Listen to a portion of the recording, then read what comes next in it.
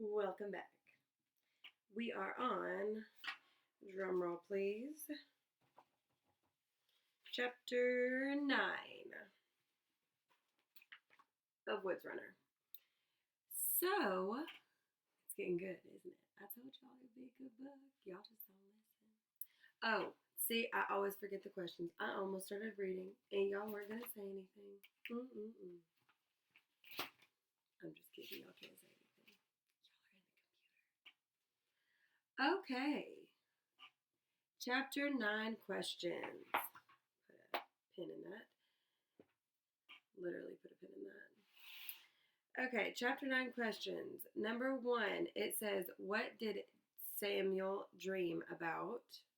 Number 2, who is John Cooper? Number 3, what did he say happened at Miller's Crossing? Number 4, who died? Dun, dun, dun. Number 5, how long had Samuel been asleep? Number 6, what did Cooper do to help Samuel? And number 7, how did they keep him clean? So those are all very interesting questions. I'm excited to dive right into the chapter with you and find out the answers. So, chapter 9. Strange dreams, visions of unreality, endless screams that started with low grunts and became more and more shrill until they cut his soul. Dreams of his mother, dressed in all buckskins, ladling some kind of thick stew in a wooden spoon into a wooden bowl, chewing tobacco and spitting off to the side while she held out the bowl, shaking her head. He ain't anywhere near right yet, she spit her wad of tobacco juice out again. Brain scrambled all around and all gone. Then a trap door came down, a lid, something thick and dark, and there was no light at all, just blessed darkness and sleep, sleep, sleep, and more screams. No sense of time. Now remember, in the last chapter, it says that the tomahawk hit his head. So, and he fell asleep. So, this is him in his sleep.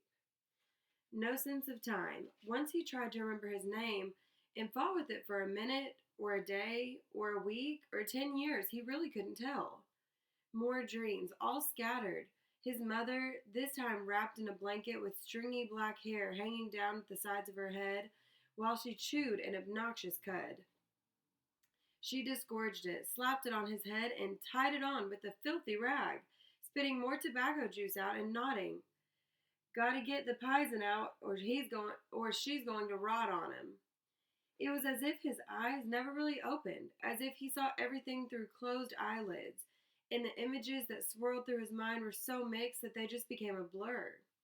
Night, day, light, darkness seemed to all flip and flop and flow over each other. Pictures would stick for a moment and then go.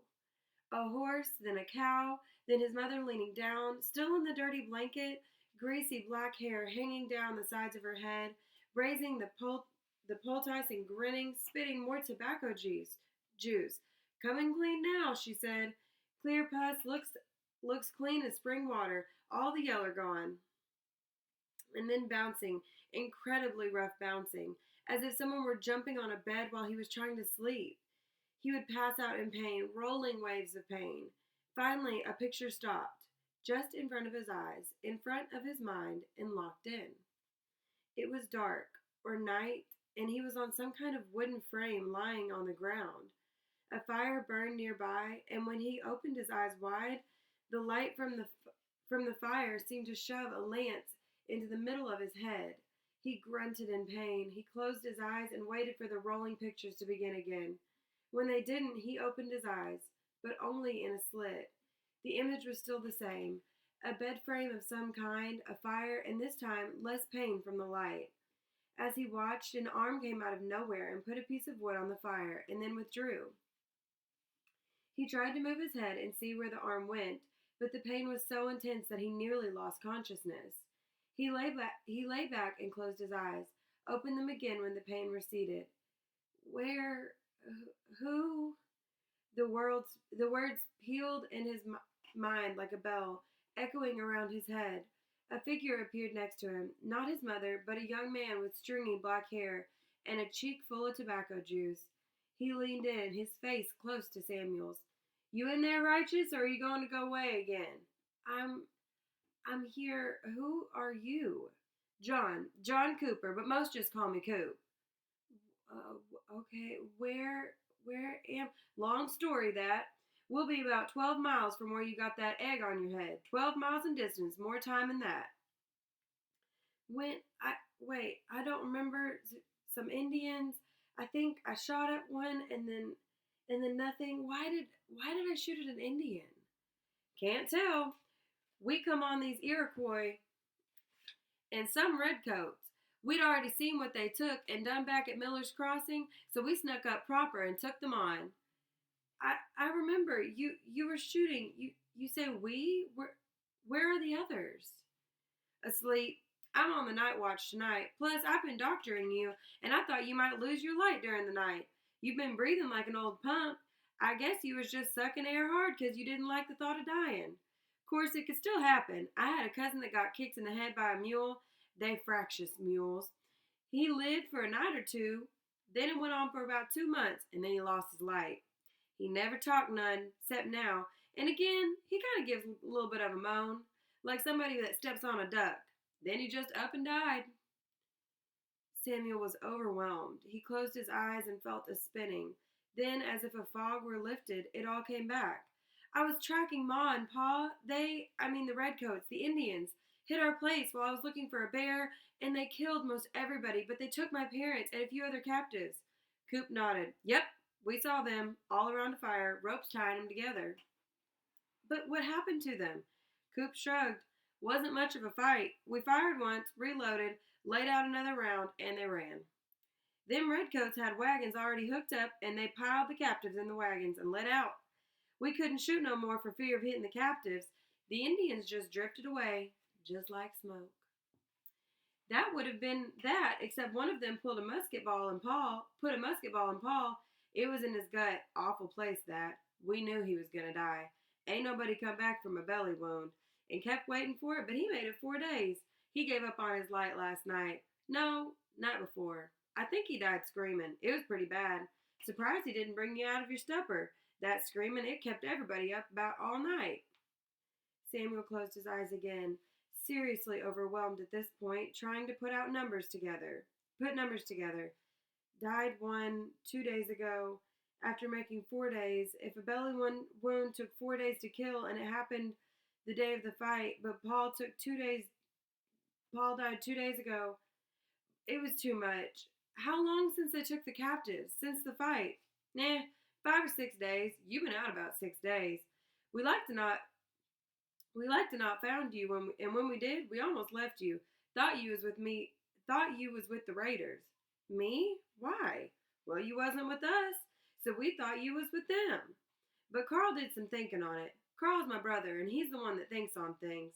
And said, look how messed up your head was when they clubbed you, and look at the bullet hole in the Indian you killed. That's a honey of a little rifle you got. And how could you be with them and still get clubbed and shoot one of them? So we figured we'd take you with us. I've been asleep for 6 days, closer to 7 if you count the nights. And you said we'd come 12 miles? Coop nodded. First 3 days? No, 4. We let you lay. Everybody thought you was going to die, but there wasn't no sense in dragging you. And then there was Paul with his belly wound, and if we tried to move him, he would scream like a panther. So we rigged up a drag and started to pull you on the back of one of them oxen, and then the oxen they left behind when they ran away. All the bumping in my dreams. Coop nodded, spit tobacco juice in the fire, and listened to it hiss. We couldn't stay too long and thought you could just die as well as dragging just as well dragging as you could laying up somewhere. And if we'd left you, something would have sure came along and ate you. So here you are. Oh, my head. Coop nodded. Good cut from that tomahawk. Carl took some deer skin he had and an old needle he carries for some fixins, and sewed it up right pretty. He said, in case you lived, wouldn't be much of a scar. Across your forehead, of course. Coop smiled and with some pride added, it come on to having some green pus, and everybody knows that's bad, so I made up a spit of tobacco juice and tied it on with a piece of rag. Pus cleared up in about 2 days. So I've been laying for 6 days. Another knot. Like I said, coming on about 7. Well, how? Oh, God. With a start, Samuel realized he didn't have any pants underneath the coarse blanket that covered him. How come I'm not all messed up? Well, we took your pants off, got them wrapped up in a blanket with your rifle. Indian must have been in a hurry or he would have took it. Sweet little shooter like that. It would have sure been gone. Also, got your possibles bag and a powder horn. What you feel under your rear is fresh grass. Anytime you messed, we just threw the old grass away and pulled in a half foot of fresh new grass, slick as a new calf, or maybe slick as a baby's bottom. Maybe I should put my pants on.